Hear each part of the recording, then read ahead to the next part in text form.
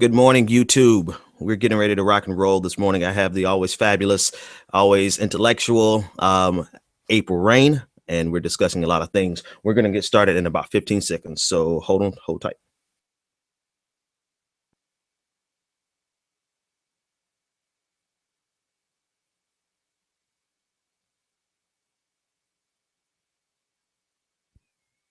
And here we go.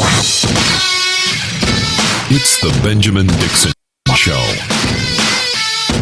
Your mission, should you choose to accept it. Not merely peace in our time, but peace in all time. I have no fear whatsoever of anybody or anything. Did you think no one was watching? Injustice anywhere is a threat to justice everywhere. Your mission. Suppose we go where no man has gone before. To reclaim the American dream, To be given the right of human beings to be afforded equal rights and equal opportunities. By any means necessary. It's the Benjamin Dixon Show. If you're hearing his voice, you're hearing the voice of reason.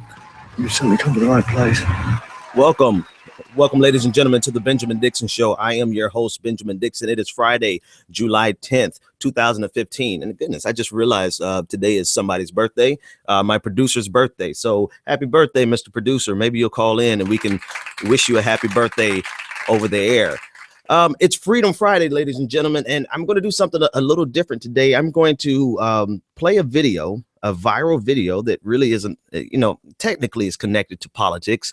But it's just so painful to watch that I had to share my pain with you. And I brought in a legal expert to actually help us to dissect this. So it's Freedom Friday, and let's check it out. It's Freedom Friday. It's Friday. You ain't got no job, and you ain't got shit to do.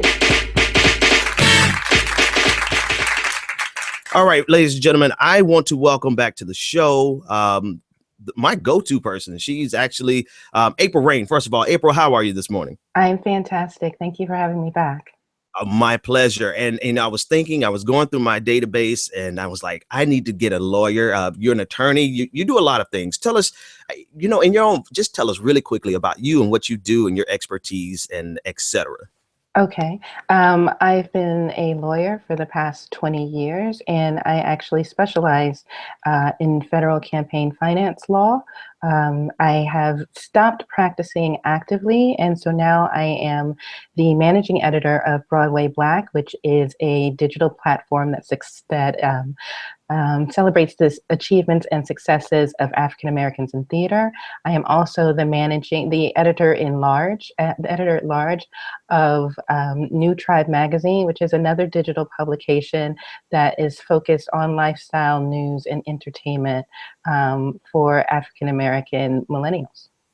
Absolutely wonderful. And I believe the New Tribe, that's a brand new venture that you're in, right? Absolutely. New Tribe just dropped its first issue this past Sunday to rave reviews.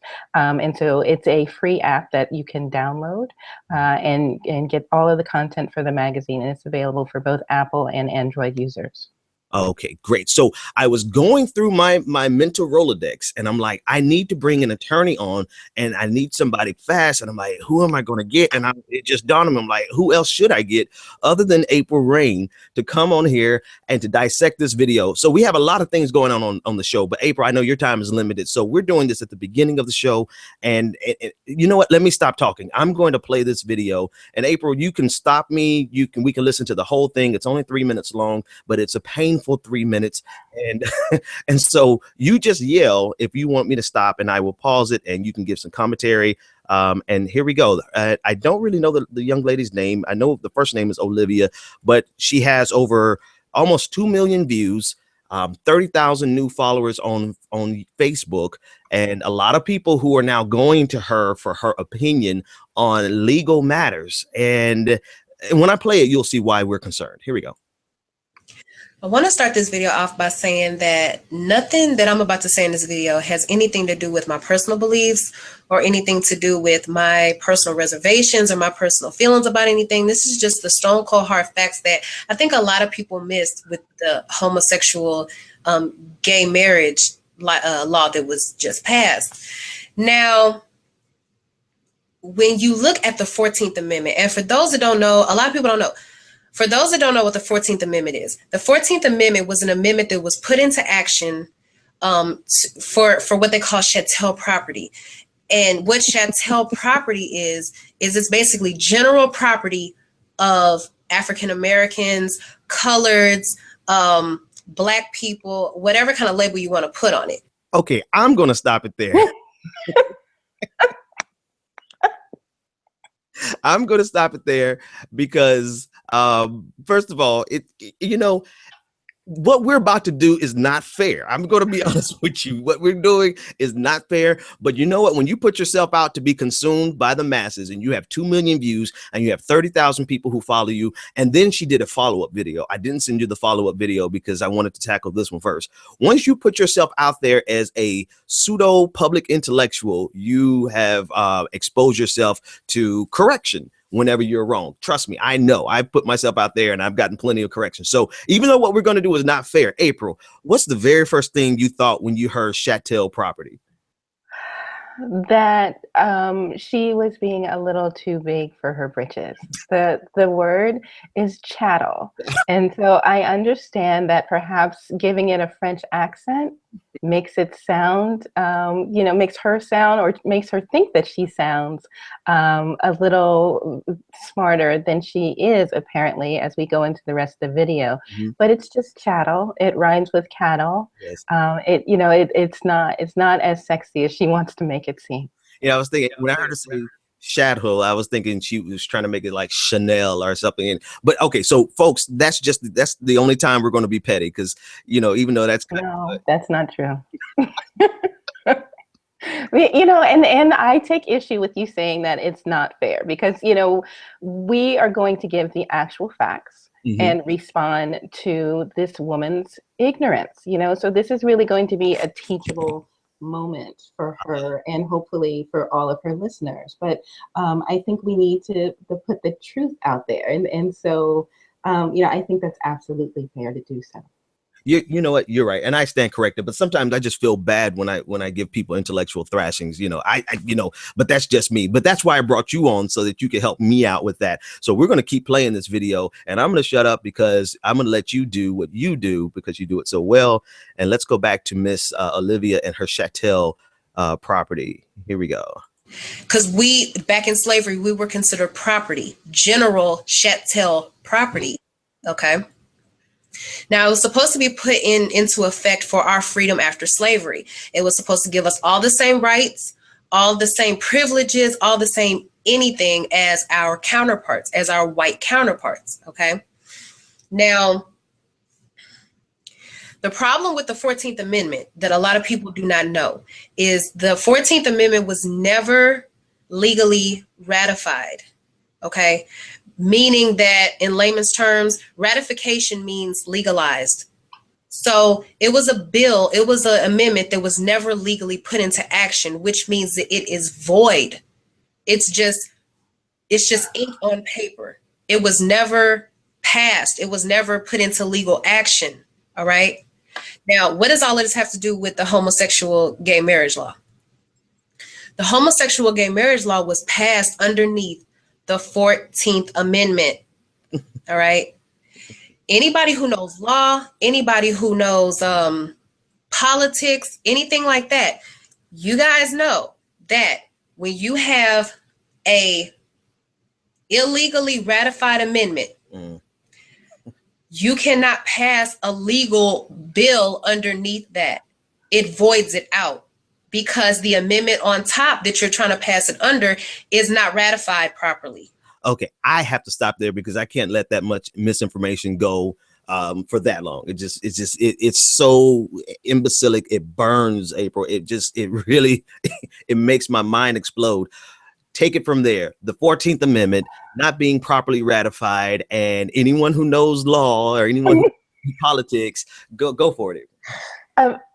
Obviously, the 14th Amendment was ratified. And in fact, the 14th Amendment was ratified on July 9th, 1868. So just yesterday, just yesterday, we celebrated the 147th anniversary of the ratification of the 14th Amendment. So this is a good timing for the show. But anyone, the phrase keeps coming back to my mind. Do you even Google, bro? Like, all you need to do is Google the sentence, when was the 14th Amendment ratified? And like a nice little picture shows up and it tells you exactly when and how it happened and all of that. But of course it was ratified. And even if you think that it wasn't ratified, why would you think that for nearly 150 years, the Supreme Court, Congress, and the presidents of the United States that we've had during that time would allow this to continue? So, for example, some of the most important Supreme Court decisions that we have had over the past 150 years, approximately, have been based in part on the 14th Amendment. So what am I talking about? Miss Olivia from Facebook.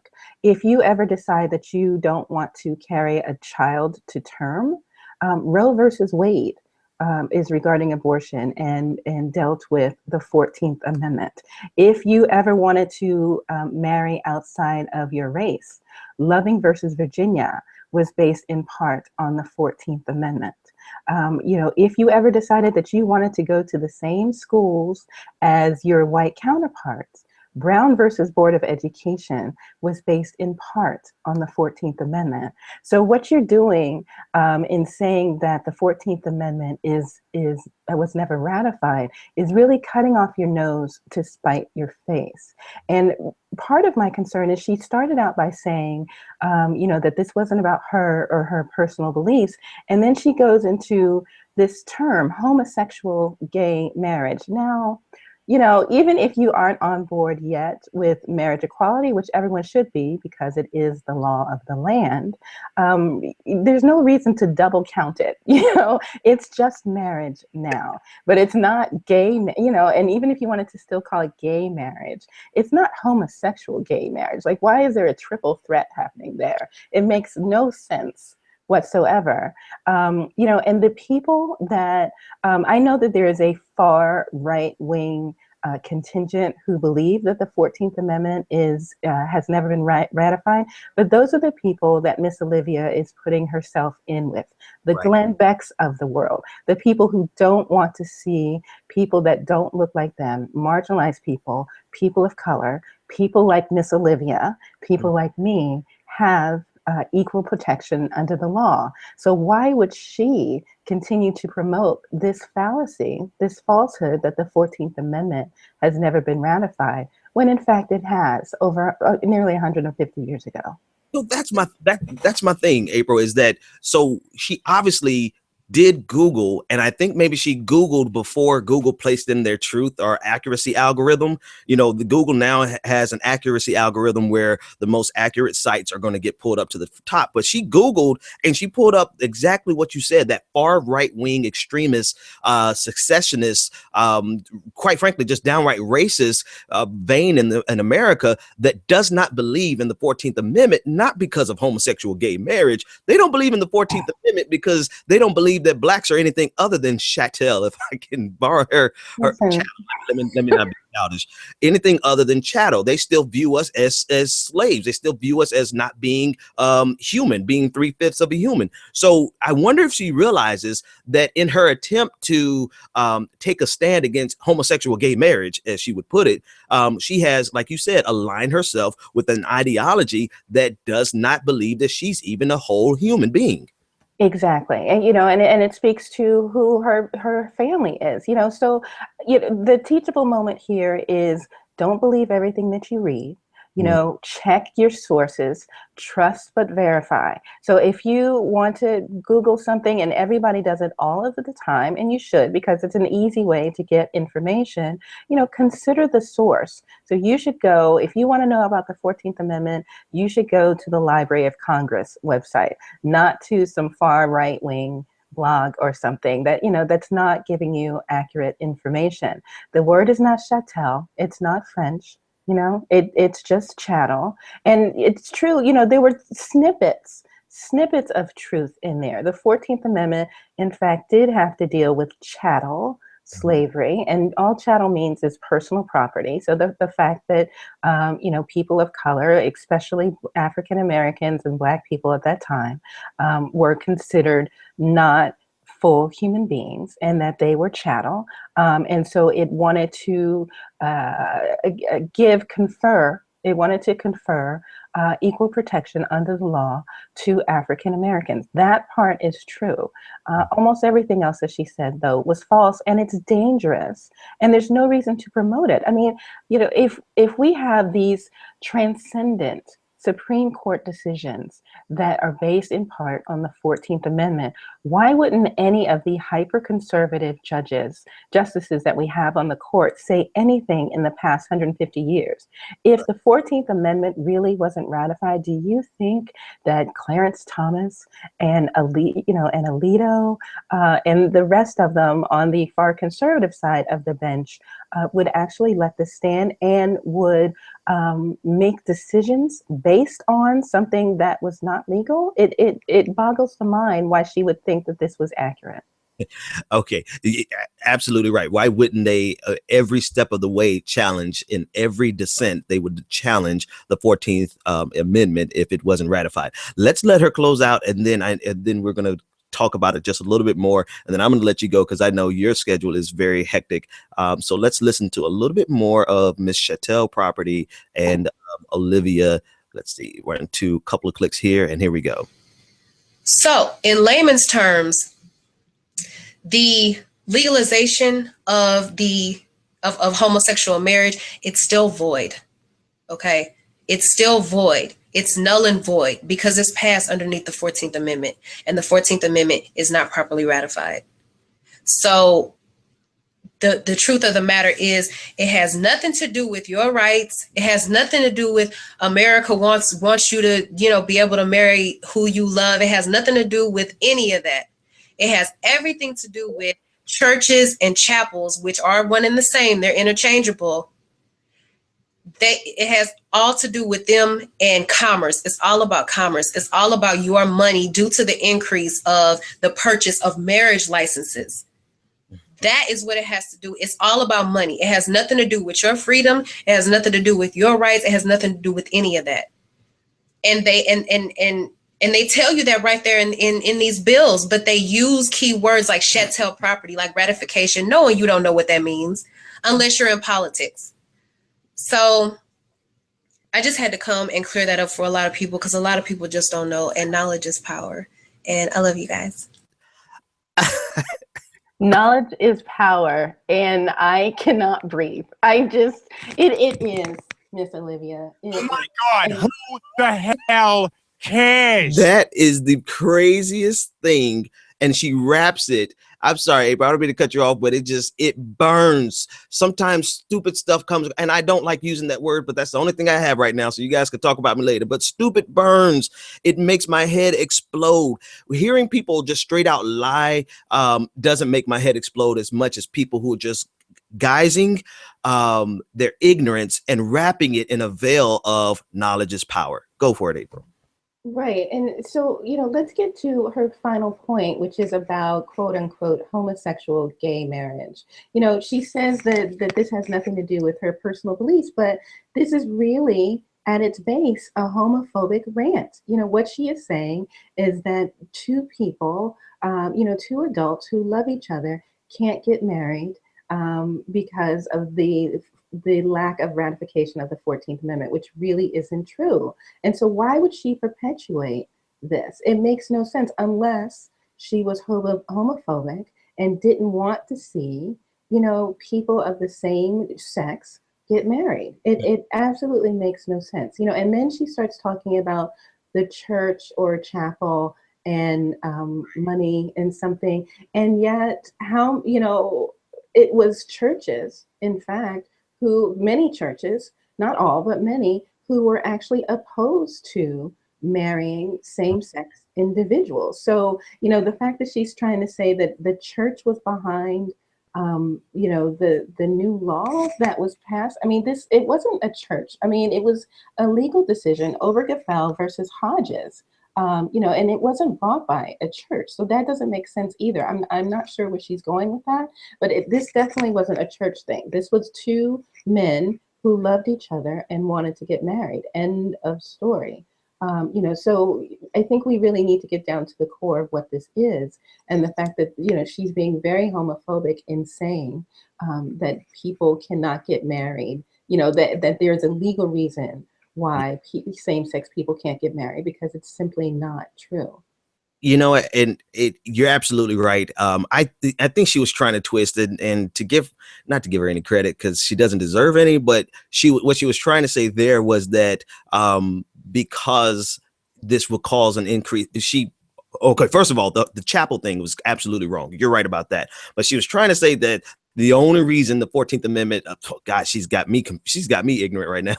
The only reason they passed gay marriage, which they didn't pass, they passed down a decision, was so that the government could get more money through marriage licenses, which, if you think about the number of people who even identify as homosexual, that's a drop in the bucket of our national GDP. So it's so minuscule. That she's going over into the conspiracy theory realm. Actually, she exists in the conspiracy theory realm. And the only reason I'm telling you people, the only reason I have to play this is because so many people are buying into what she's saying. And I'm not talking about a few people. I'm talking about thousands upon thousands upon thousands. She has 30,000 followers now, and anyone with a pulpit that big, they can continue to perpetuate any message that they want. And she's going to continue to confuse a lot of people with I don't know what they think she has.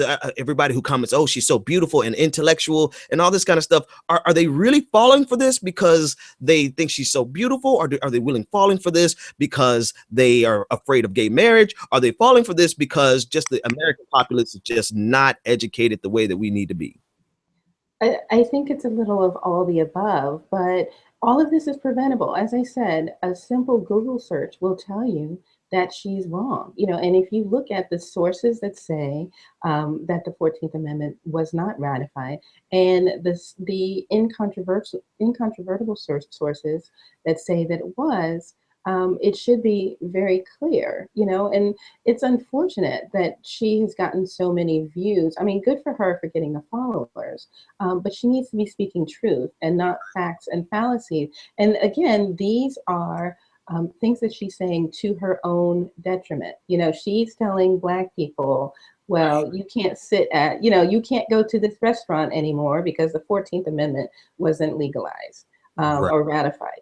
She's telling women you have to carry, a pregnancy to term because the 14th Amendment was, you can't marry someone of another race, and so that's what she's saying, in addition to this homophobic screed about homosexual gay marriage not being legal. So it's like a set of dominoes. And so if you want to say that gay marriage, or whatever you want to call it, homosexual gay marriage isn't right, isn't legal, then all of these other things that affect her on a daily basis are also not legal. April, thank you so much. I know you have to get gone, but I want to make sure everyone know that I did give Olivia an invitation. And in all fairness, I didn't give her enough head time. I invited her last night to join the show. So the invitation is still out there. And, she can come on, and when she comes on, she could share her opinion, and we're going to be sure to share our opinion, or not even an opinion. We'll share the facts, but just in all fairness. April, thank you so much for joining us today. Where can they find you and get in touch with you? I am Reign of April everywhere. It's REIGN of April on Twitter and Instagram and Facebook and my own website. But most often you can find me on Twitter at Reign of April. Thank you for having me. My pleasure. Reign of April, everyone. When we come back after this break, we're going to deal with Jeb Bush, and he doesn't think we work hard enough as Americans. And then we're going to deal with this video, Not Alone, a bunch of crying Catholics crying about being persecuted because they can't persecute people for gay marriage. It's a twisted mentality. I'm going to unpack that too. All right, this is a Benjamin Dixon Show. We'll be back after this.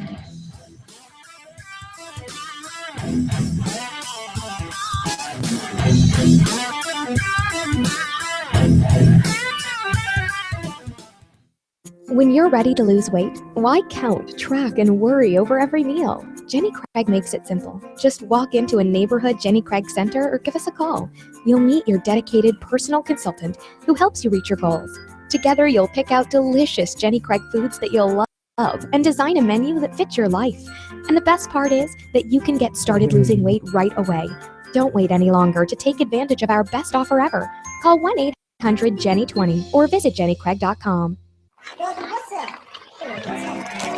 This is the sound of salmonella gyrating on your undercooked chicken. And it looks like Mom might be taking it out a little early. Don't let salmonella get funky with your chicken. On average, 1 in 6 Americans will get a foodborne illness this year. So use a thermometer to cook each type of meat to the right temperature. Keep your family safe at foodsafety.gov. Brought to you by the USDA, HHS, and the Ad Council. On the next episode of Recipes for Disaster. I'm making beef sliders for my friend Sandy. Nana taught me to always pull meat off the grill early so it's extra juicy.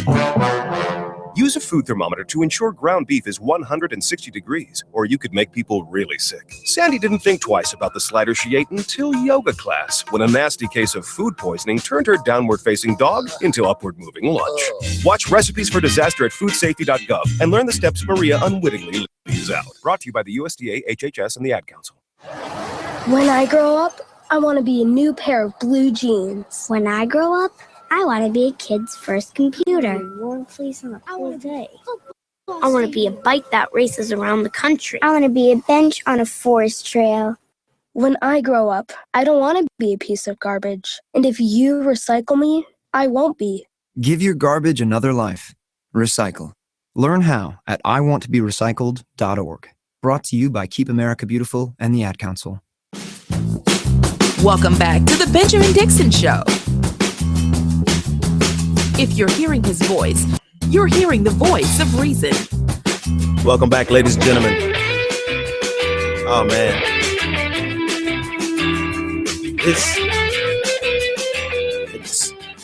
Goodness, somebody remind me to cut that intro music back down a little bit. I was ready to talk and it was still playing. Anyway, this is the Friday that keeps giving. This is the news day that it's just so many beautiful things that we can discuss.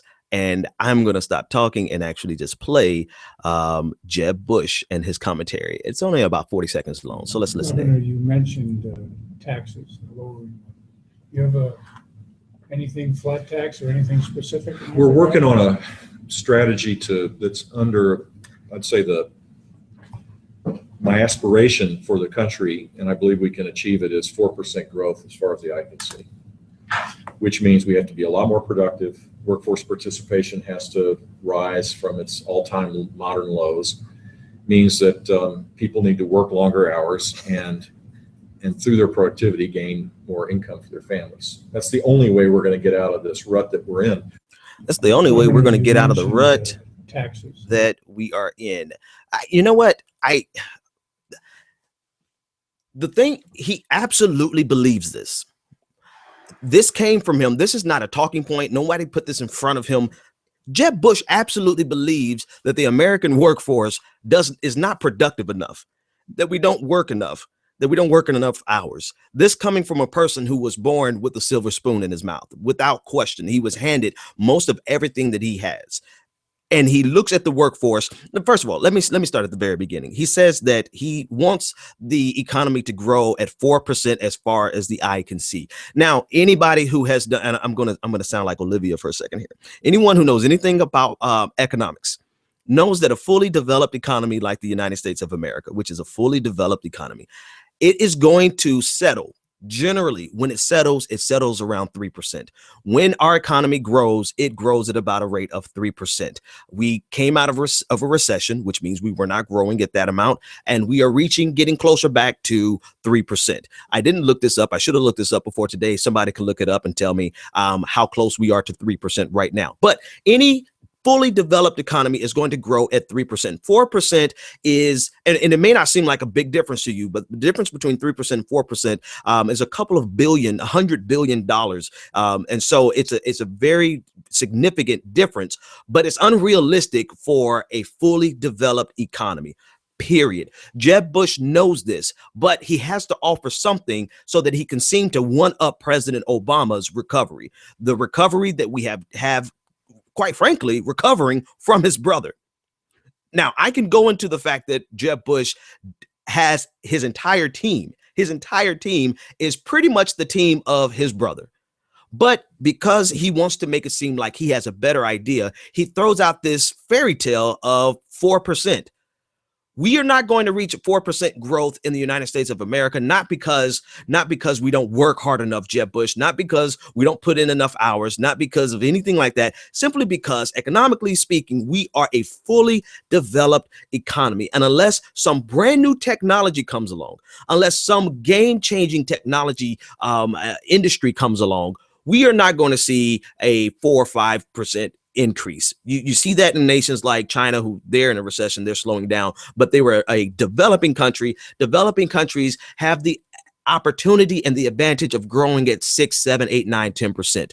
That is not the case for a fully developed economy. You can look across the world. Okay, now getting off of my economic pulpit, the insinuation that Americans aren't working hard enough and that the only way we can grow is if Americans work harder is simply, it's disingenuous and it's insulting, right?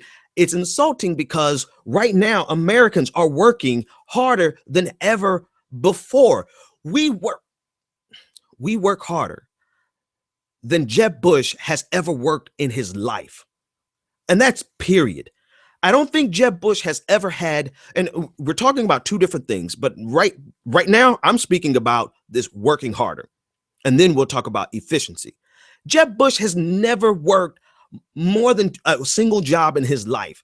He's not one of those kids that have to go to college and work a job just to pay their way through college. So how is he going to lecture us about having to work harder when he doesn't understand working hard?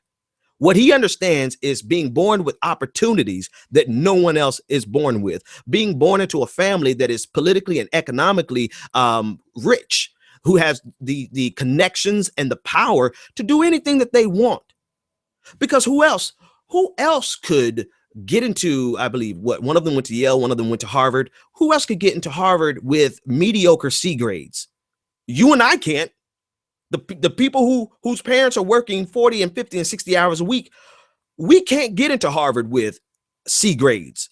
Who else could become the president of the United States with the DUI on their record? You know, who else can become, let's back it up, who else can become governor of a state with barely any meaningful work experience that was not handed to him by his daddy? So this lecturing that comes from the political right so often is so insulting, so disingenuous. And we saw this type of rhetoric with Newt Gingrich back in the 2012 election, when during the debates, when he said that minorities and poor people, let me not misquote him, poor people don't have any examples of hard work, of hard workers.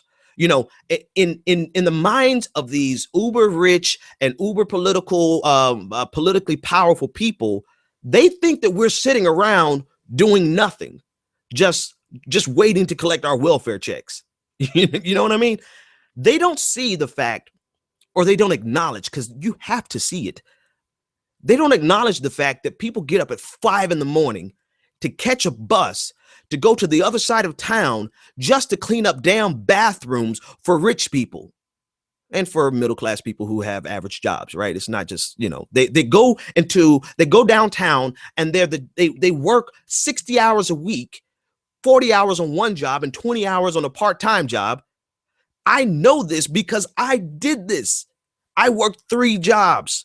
I worked 3 jobs from 5 a.m. to midnight every single damn day. And it was only enough to help me get by, only enough to make sure that my kids could stay in school. So this entire mentality that comes from Republicans about, and if you have ever heard a Democrat say this, please send it to me, because I will lambast them the same way. I will give it to them the same way. But this narrative that Americans just don't work hard enough is a lie.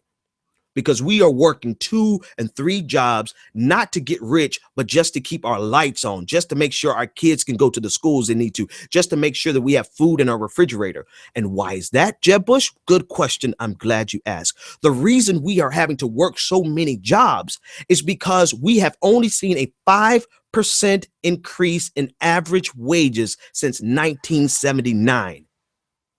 Since 1979, we have only seen a 5% increase, whereas the top 1% has seen 75, 80, 90, 95% increases in their wealth and in their wages. But us measly people at the bottom, you know, those of us who have to get up at 5 in the morning just to catch the blue line, just to get downtown so we can clean up and make sure the offices are right. Those of us who are working 3 jobs just to make sure our kids are taken care of, you know, we haven't seen but a 5% increase in our wages in an entire generation. But to his second point, we have to be more efficient. Well, how much more efficient do you want us? We have seen since 1979, we have seen between 1979 and 2012, we've seen a 75% increase in productivity of the American worker.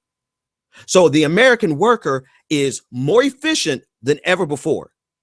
We're working longer hours than ever before. And not just people with entry level and janitorial, those type of jobs, but even the average guy. Let's take a computer programmer who's making a decent living. Let's say he's making $80,000 a year, right? Which is a decent living depending on where you live. If you live in Boston, you might be struggling still. If you live in New York, you're definitely struggling. But let's take an entry level engineer, computer engineer. He not only is efficient on the clock, but he takes his computer home and he's working around the clock. We don't get off work anymore. We don't even get vacation anymore. When we go to vacation, most of us take our laptops with us and we're working. So we are more efficient. We're working longer hours, but apparently in the world of Jeb Bush, he only sees what so many of the aristocratic class sees, which is, oh, these poor people are poor because they don't work hard enough.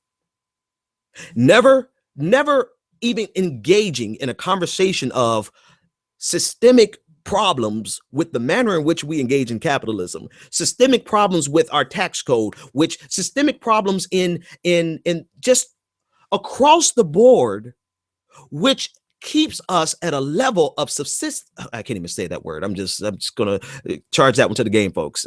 Subsistence.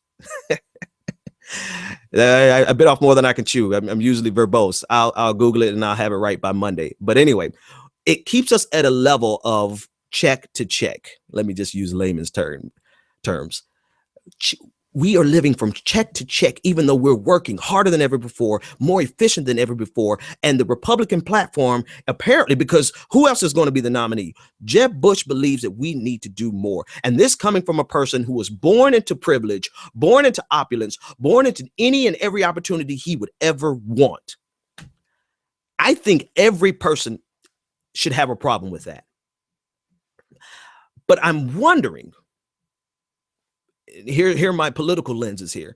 I'm wondering how the working class of the Republican Party, I wonder how that guy who gets up at 5 in the morning in Mississippi and goes out to the warehouse at 6 a.m. in the morning and he works until the sun goes down. I wonder how they are going to translate this message and make him believe all he needs to do is work harder. That's what I want to know. I want to know how the Republican Party is going to convince people that Jeb Bush is right when so many of their own people are the working poor who work 60 hours a week, who slave at their jobs. I wonder, because that's been the magic of the Republican Party for the last I don't know how long they've been doing this magical game of getting people to vote against their best interests by making them believe in the rags to riches story, when the only people who should believe in the rags to riches story are the people with the riches. Because those of us with the rags, we have been sold a pipe dream. But how? I wonder how he is going to convince those white middle class lower middle class, working poor people in Mississippi, in the Delta, in Arkansas, in Louisiana, in Kansas, who are slaving away, working just as hard as you and I. How are they going to convince them that all they need to do is work harder? Because that is what they have done consistently. They've consistently had an entire group of people willingly, I mean, joyfully voting against their best interests because they believe that America is going to work for them eventually. Voting for the Republican Party is going to work for them eventually.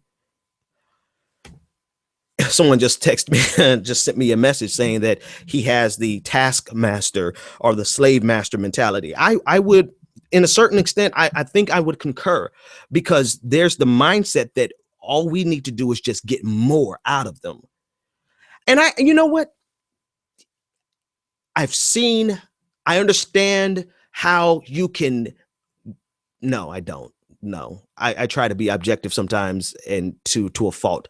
I don't understand how you can look at the facts that we are 75% more productive, but we've only seen a 5% increase in wages. And I'm going to mess up these stats because I'm going from memory, but I was reading an article that says that if we were being paid based on the rate at which we have been more productive, then the minimum wage would be $22 an hour versus, what is it now, $9 an hour. That is the disparity in which we live under. That is the paradigm that we have lived under for the last 30 plus years, 35 years. That is the world that was shaped by Ronald Reagan in 1981. And that is the world, quite frankly, that is still being, that has not been turned around by Clinton in the 90s. And quite frankly, I have not seen President Obama do enough to turn us around from that paradigm shift.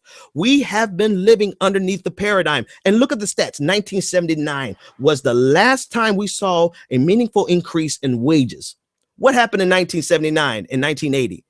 We elected Reagan. 1981, he passed the Roth-Kemp's tax cuts, which dramatically reshaped the entire tax structure and the entire ideological political structure of the United States. And we've been living underneath that forever. Folks, I've got to take a quick break. When I come back, I'm going to deal a little bit more with that. And we're going to deal a little bit more with this Christian persecution complex. I've got a lot going on today, folks. This is the Benjamin Dixon Show.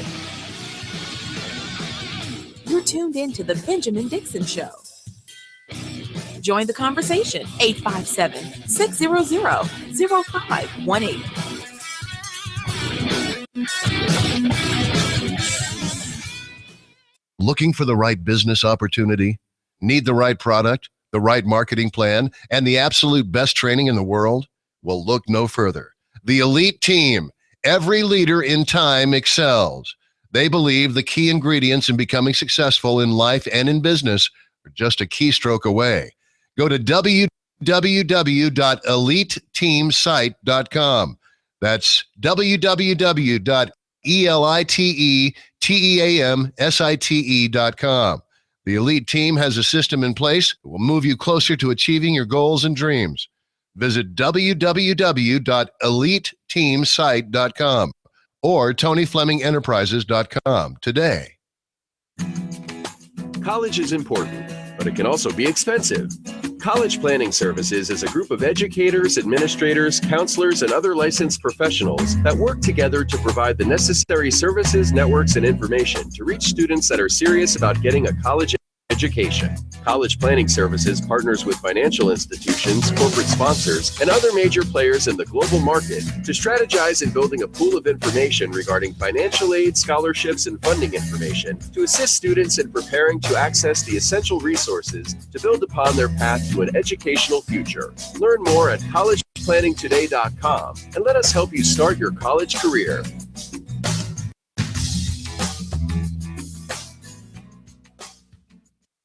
Do you want to take your business to the next level? Ultimate Business Solutions provides the support you need to increase your customer base and sell more products and services online. Specializing in graphic arts, web development, and internet marketing, Ultimate Business Solutions creates the face of your business. If you're looking for a custom logo, dynamic website, or popping marketing material, Call Ultimate Business Solutions today at 404-704-2197 or visit www.ultimatebizsolutions.com. Ultimate Business Solutions. Let us create your future. Do you have tax issues, owe back taxes, or need tax relief? Contact L&B Tax Service today. L&B offers you over 15 years of expertise and first-class tax service for individuals, professionals, and business owners. With nationwide service, you can easily find a location near you. Contact one of our tax professionals through our website, lbtaxservice.com. That's www.lbtaxservice.com. L&B Tax Service Incorporated. Tax professionals that you can trust. You've tuned in to the Benjamin Dixon Show. All right. Welcome back. Okay. Oh man, so many things going on today. So apparently, I'm going to let you guys in on a little secret. I am broadcasting live via YouTube, which several people are watching, and then I'm broadcasting, supposedly broadcasting over my internet radio show platform, but I clicked the wrong button. And during the middle of the show, one of my consultants called me and said, "You're not live." And I'm looking at my computer. I'm like, "Damn it, I'm live. I'm live, Jim." And so no, I'm actually recording that broadcast. So unfortunately, this is not being broadcasted live to my radio audience, which is hey, when you're doing everything, and you're clicking here and you're clicking there, you're bound to make a mistake. But it is what it is. We still have captured it, and I think we had a great conversation with April Rain this morning, who I think I'm always glad to have on board to share. And I think I've said enough about Jeb Bush, because that thing. I don't usually get emotional except for my normal exuberance. But when I hear stuff like that, it really bothers me, because people buy into that, and then they end up let me tell you what happened. This is the best way I can demonstrate this for you. I work so hard. It's funny. It's laughable. My wife wakes me up. She gets up at 5:30 and she lets me sleep till 5:45, and she'll wake me up. We get the kids out the house. We're gone. I come back here and I do some work and I get ready for the show. And then I do work for a second job. And then I go to my regular job at 3 o'clock and I get off at midnight and I start everything over again at 5 in the morning, 5:45 in the morning. That's how I work. And that's how most Americans work. I'm nothing special. That's what the average American is doing these days. And I didn't notice how strenuous and how stressful it was until I went to Costa Rica for my study abroad for 2 weeks. And I was unplugged from this American way of life for 2 weeks. And it wasn't a vacation. When I tell you my experience in Costa Rica, we were not at a resort. We were in the jungle. We were in the indigenous populations. We were climbing mountains, going down mountains. We were dealing with scorpions. We were dealing with snakes, scorpions in our beds, spiders just running around the floor, taking showers with spiders. And it was stressful. It was so stressful. I was like a baby ready to, a kid at band camp. I wanted to come home. But when I came home, when I realized everything that I have to do from 5 in the morning till midnight, everything that I have to do, I started having, for the first time in my life, panic attacks and anxiety attacks. I mean, my head felt like it was literally going to explode. I had to go to the doctor. I'm like, what is wrong with me? I thought I had picked up an infection in Costa Rica, but the infection I picked up in Costa Rica was a calm, regular life, not driving ourselves into the ground, running ourselves ragged, trying to meet everybody else's deadline, trying to take over the world, or not even take over the world, but just make sure we have enough money to pay our bills. And when I came back, I realized that the life we live, the lives we lead in America are so stressful for the average person because we work nonstop. We are always thinking about how we can get ahead. We're always trying to get a piece of this American dream. And here we have people like Jeb Bush telling us that we're just not working hard enough. Jeb Bush, go to hell and go there quickly. All right, moving on, because that makes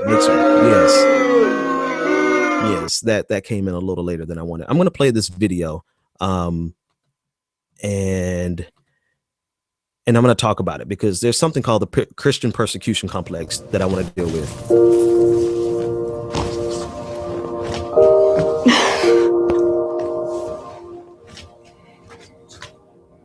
I am a little bit nervous about people kind of hearing that I am this way and then thinking, oh, well, she's not welcome here.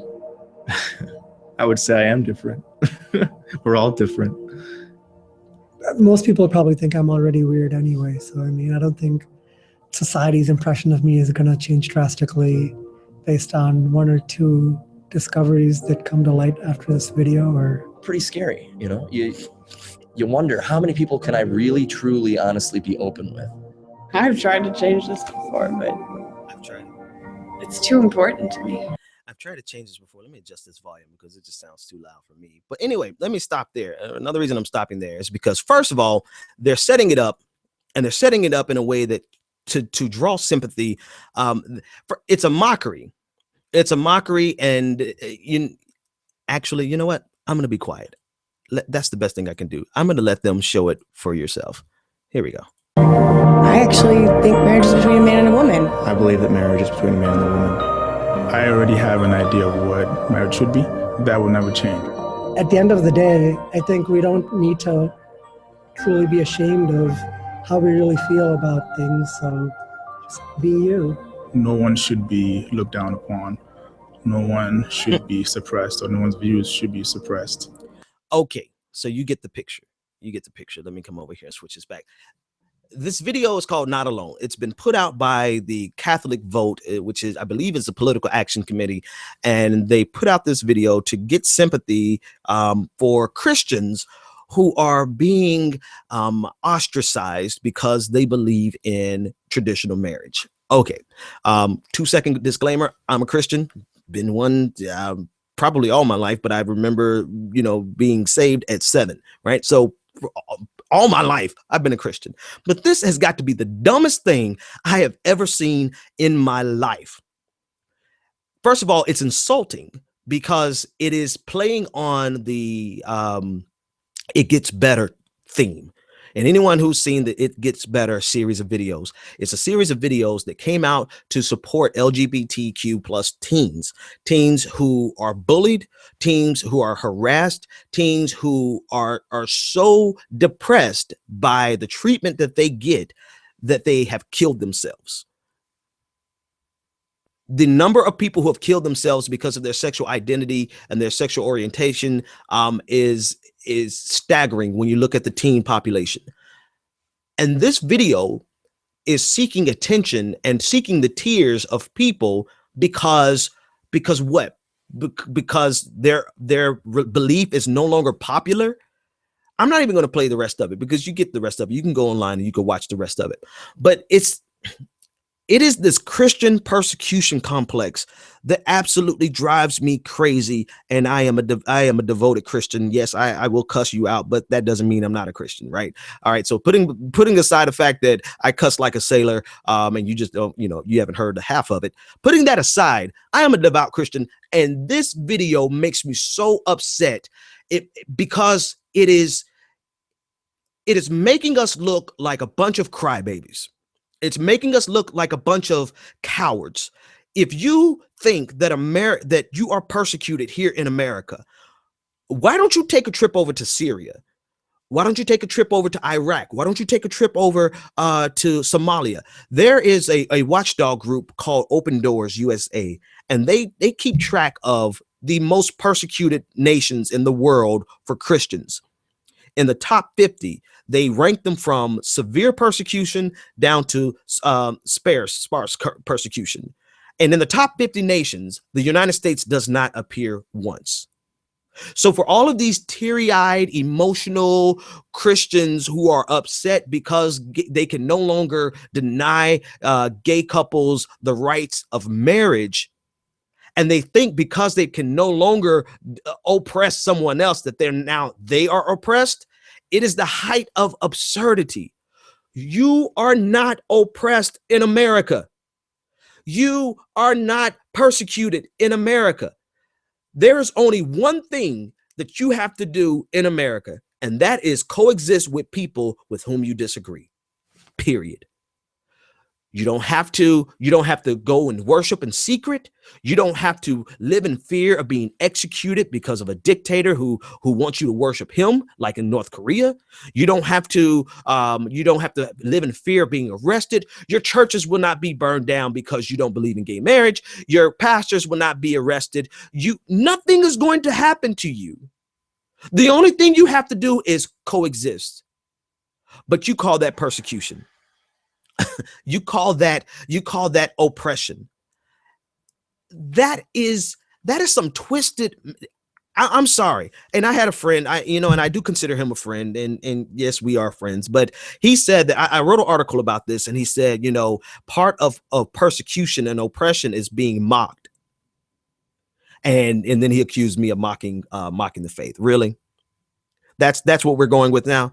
Persecution. Whereas in Egypt, 21 Coptic Christians were beheaded because they believed in God. Here in America, you feel like you're being persecuted because your opinion is no longer popular. You feel like you're persecuted because a gay couple can now go get married. This is the most asinine and ridiculous thing I've seen in my life, and you guys are embarrassing other Christians. I wish you guys would just disappear and shut up and just go and cry in the privacy of your own home. But you have to come out and make videos where millions of people see you on TV, on YouTube, conjuring up tears, fake tears, so that you can get some attention about not being alone. No, you're not alone. Every single Sunday you can go. Every single week you can go and be amongst hundreds of millions of people who agree with you, but you feel persecuted. And you don't think that gays and lesbians are persecuted in America when if there was a video of a transgendered woman walking down the street with 60 people walking, well, not 60, let me not be hyperbolic, but there was about 12 people walking around her, harassing her, deriding her. And then one person came around and punched her and knocked her on the ground. Walking alone. She was alone.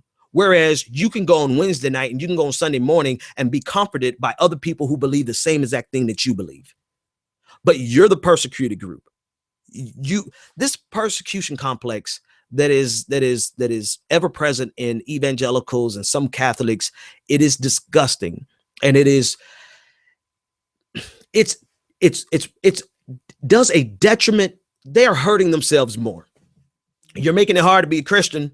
And I don't want to close out Friday, 6:01. I got a call. Let's see who this caller is. Let me see if I can move my mouse over here quick enough before I lose the call.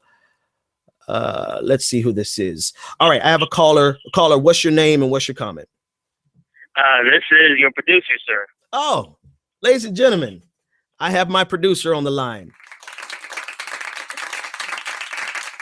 That's a good way. That's a good way to pull me out of that segment, man. Because I get tired of. I know you're not calling for this. I know you're not calling for the Christian persecution complex because today is your birthday, ladies and gentlemen. I want to introduce. Now, should I just leave you as the producer, or should I give him your name? No, you can give me my name. Go ahead and say your name. My name's Robin.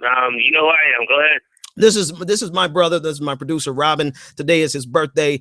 He is the reason I'm doing the show. He's the reason I'm blogging at Pathos.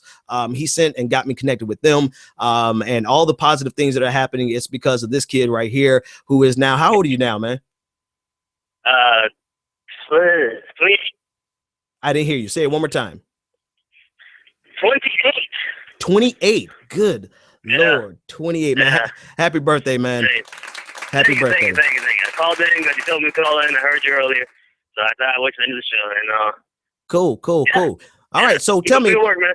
Oh yeah. Happy birthday. Well, I'm gonna put you on the spot, and we're gonna close out the show. Give me your quick opinion on the Christian persecution complex. I plead the fifth. I have no opinion on that. All right, man. Go out and celebrate. Do your thing. Everybody else, matter of fact, you all go out and celebrate. It's Friday. It's 5 o'clock somewhere. You've been working hard. Contrary to what Jeb Bush says, you have been working hard all week long. So you need to go home. You need to celebrate. Celebrate yourself. Have a good time. I'm getting out of here. And this is the Benjamin Dixon Show. I'll see you guys on Monday. And until that moment comes when we, the Americans, are able to accept the fact fact that on that continent we are trying to forge a new identity for which we need each other. That I am not a ward of America. I am one of the people who built the country. Until this moment. That we are brothers. It's not a question of Jews or Christians or Muslims. We're all in the same boat. We need each other. Love is a condition so powerful. It may be that which holds the stars in the firmament. Until this moment. Love. Until this moment. Love. Until this moment. I come to you today to say that we can build a newer and better nation. I say we can do so, that we must do so, and that we will do so. You've tuned in to The Benjamin Dixon Show. Visit us online at www.thebenjamindixonshow.com.